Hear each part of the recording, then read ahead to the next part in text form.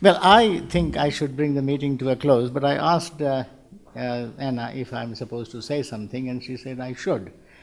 And although it's past just 7, I should really stop. But I think since you have been asked to say something, I want to make 3 or 4. Now, if you do that,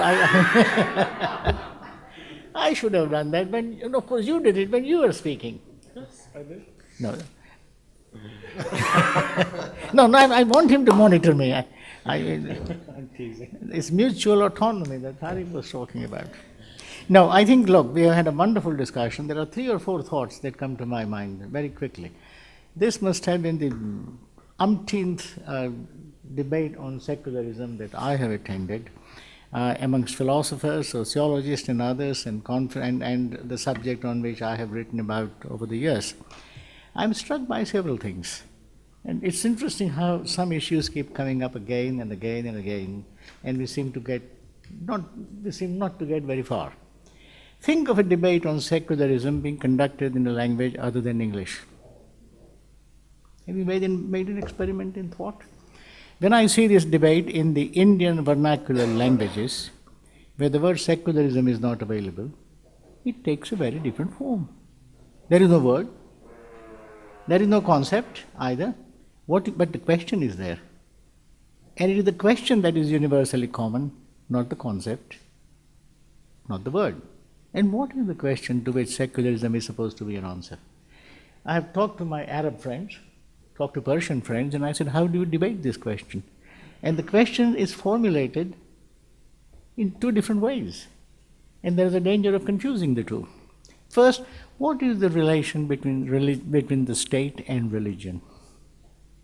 And secondly, how should the state treat different religions? These are 2 different questions. You can imagine a society in which one religion is practiced by 99.99% of the people. Must the state in that society be secular? What if 99.99% of the people want that pork should be banned or whatever it is? What should be done? In other words, what if secularism is required by the principle of majority? And not just numerical majority, but majority with a moral depth. People strongly feeling certain things to happen. So the first question to address is it about the relation between state and religion? And here the point that all the speakers, both Gurpreet and Joseph, have made, the concept of religion is deeply problematic. I've been doing some work on this recently. It has a very different meaning for the Romans. It means religare, uniting you to the source of your being. But then once comes Christianity, and religion is defined in Abrahamic religion, which simply has 3 characteristics. You have to have a God, you have to have a prophet, an intermediary, and you have to have a body of beliefs. Now, in the religion in which I grew up, and I see in India, none of the 3 exist. These 3 don't make sense for the Buddhist, they don't make sense for the Jains, they don't make sense for the Hindus, at least many schools of Hindu thought. How are you debating the question? The word for religion itself would be dharma, but the Buddhists will call dhamma, which means ethics. So the question in Buddhist societies become what is the relation between state and ethics, which is an absurd question because the state must practice ethical principles.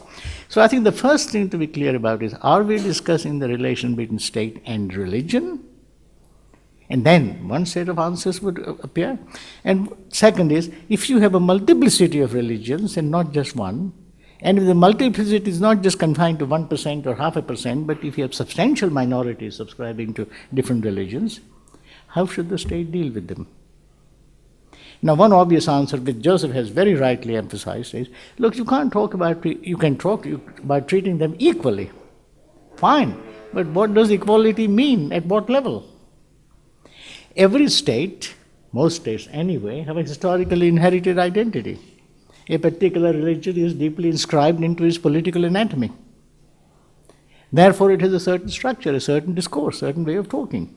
How could it possibly treat other religions equally? Friday is a holiday. You give an example of Friday, Sunday is a public holiday, Christmas is celebrated in a certain way, and so on. And then what happens? 2 things happen. Either you try to treat all equally, in which case you have to, then you strip your identity of everything that is unique to it. So you don't call it Christmas. You call it winter, what is it called? interval. You don't have crucifix in public square. You can have maybe a cross, but not crucifix. In other words, you strip away until the whole thing becomes so abnormally and unbearably bland that you deculture a society in order to grant equality. In which case you provoke profound majority resistance. And Tariq has talked about this.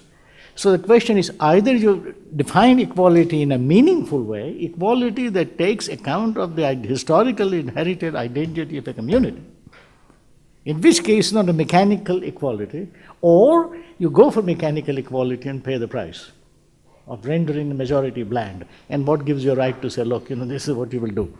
So I think all these questions need to be tackled. And the other thing I think one needs to bear in mind is we always talk about accommodating religion.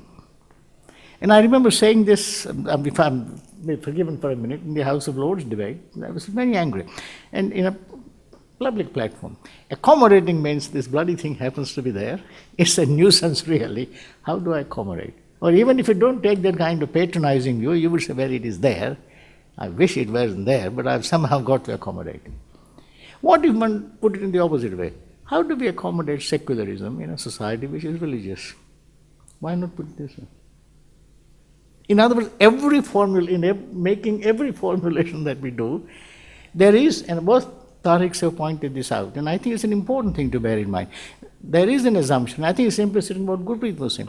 There is an assumption that in our society that religion is a nuisance, or it has to be tolerated, maybe a fact of life, stubborn, we can't do anything about it. Secularism, therefore, is born in a climate where there is a nuisance to be accommodated.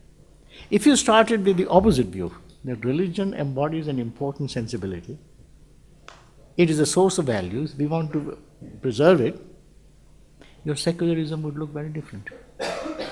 It wouldn't be a secularism of resignation,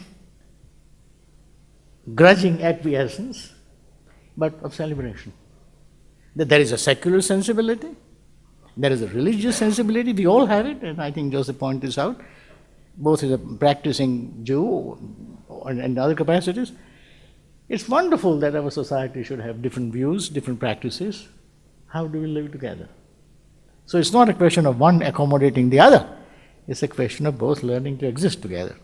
And I think if I would go on, I've gone on longer. What does your clock say? How long have I gone on? I could go on, but I think what I want to do is there are some very important questions. And the other thing to bear in mind is when you talk about secularism, I don't like the word ism because you turn it into an ideology. You turn into an ideology, and this is the point. And you turn into an ideology, and then one begins to debate. Are you a secularist or are you not a secularist? Are you a socialist? As in my Labour Party, people ask, are you a socialist or you are not a socialist? Why Tony Blair is not a socialist, Ed Miliband is, and you get into this endless debate. The question is, whenever we talk about, or if you take people like Richard Dawkins in The God Illusion, when he was asked, are you secular? He said, look, the word doesn't quite fit what I'm doing. I'm a scientist. I deny God. Secularism is too feeble. Doesn't capture. So at one level you have people, militant atheists, for whom it's too feeble, it means really nothing. And at the other end, people who are getting terribly uptight and upset about this. So I think the important thing is not simply to take a word or a concept, but see, what is your question? Relation between state and religion? Right, we'll give you one answer. Provided you tell me what religion we are talking about.